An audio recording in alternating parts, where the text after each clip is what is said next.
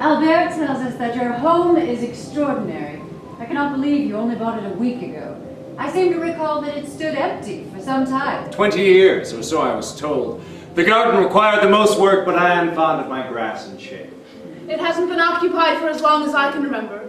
It was always quite melancholy to look at, with the blinds closed and the doors locked and the weeds in the courtyard. Do you remember, Albert? We made up stories about how the house was cursed and horrible crimes had been committed there. Stop it. The same idea crossed my mind the first time I saw it. And yet you chose to stay? Who can account for taste? Oh. The walls seemed to me to breathe sadness, and I thought I might stay a while and breathe it with them. The windows themselves seemed to look down and say, "We have seen."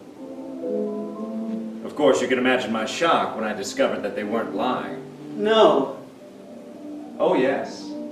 As incredible as it may seem, it is my opinion that a crime has been committed in my house. Careful, Count. You'll frighten the ladies. Mother, are you all right? Of course. It's nothing. Do go on, Count. There has been a crime. I had the earth in the garden dug up and fresh mold put in.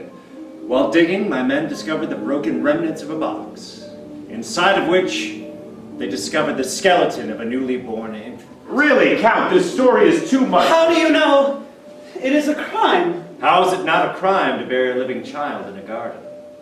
Living. If it were dead, why bury it there? A garden is not a cemetery. Tell me, what is done to infanticides in this country? Oh, their heads would be promptly cut off. Indeed. I'm sorry. I must I told you, Count, you I'm- frightened the ladies. go. Please, fetch the carriage. Of course, dear.